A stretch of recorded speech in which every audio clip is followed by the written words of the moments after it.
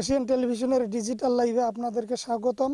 তো দর্শক, আপনাদেরকে আমি যেটি জানাতে চাচ্ছি সেটি হচ্ছে যে কুড়িগ্রামের যে নদ নদীগুলো রয়েছে, ধরলা, ব্রহ্মপুত্র, দুধকুমার সহ যে তিস্তা এবং অন্যান্য যে নদ নদীগুলো রয়েছে, সেই নদ নদীগুলোর পানি কিন্তু কয়েকদিন আগে বৃদ্ধি পেয়েছিল এবং এই দুদিন ধরে কিন্তু পানি কমতে শুরু করেছে এবং এই পানি কমার সাথে সাথে সবকটি নদ নদীর যে নদী তীরবর্তী এলাকাগুলো রয়েছে এবং সেগুলোতে কিন্তু নদী ভাঙন দেখা দিয়েছে। এই প্রবল নদী ভাঙনে এই জেলার কিন্তু শত শত বাড়িঘর নদীগর্ভে বিলীন হয়ে গেছে এবং শত শত একর ফসলি জমি নদীগর্ভে বিলীন হয়ে গেছে। তো আমি এই মুহূর্তে রয়েছি কুড়িগ্রামের নাগেশ্বরী উপজেলার রায়গঞ্জ ইউনিয়নের চর দামাল গ্রাম এলাকায়। এই এলাকায় কিন্তু আমি এসে যেটি দেখেছি যে বেশ কিছু বাড়িঘর কিন্তু নদীর তীরে রয়েছে এবং এখানে কিন্তু আজকে একটি মানববন্ধন করেছেন এই নদী ভাঙন প্রতিরোধের জন্য এখানকার স্থানীয় মানুষজন।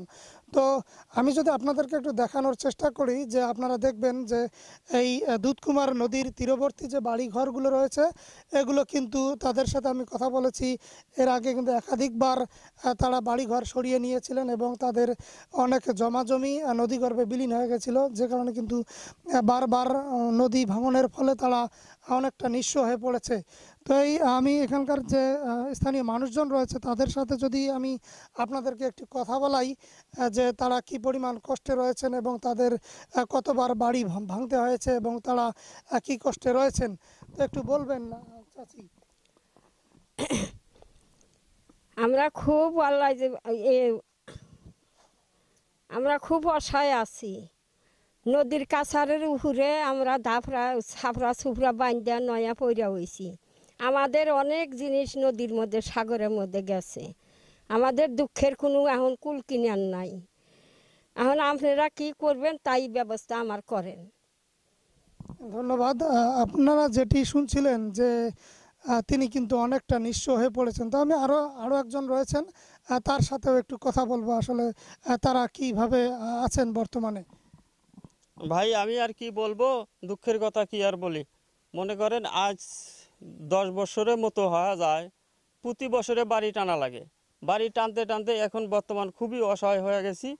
অনেকে বাড়িঘর ভাঙছে, প্রায় 80টার মতো আমাদের চাচা, ফুফা, মামা এবং ইত্যাদি এরা ভাঙছে। ভাঙার পরে কেউ রাস্তায় ঘর রাখে দিছে, কেউ হয়তো মানুষের বাড়ির কাঞ্চা খঞ্চা বাড়িঘর করছে। অনেকেই আবার ঢাকায় গেছে, মানে জমি নাই, আবাদ বসত করার মতো কোনো ব্যবস্থা নাই। অনেকে ফ্যামিলি নিয়ে ঢাকায় বিভিন্ন ধরনের কাজ করে খাইতেছে। এখন আমিও তো আমার ইদারিং ভাঙলো, 3বার বাড়ি টানা দিছি, তারপরেও বাড়িঘর এখন ভাঙার মধ্যেই আছে। এখন যে কোথায় নেব, কি করব, নিজেও হুঁশ পাই না। এখন খুব কষ্ট হয়ে আছি।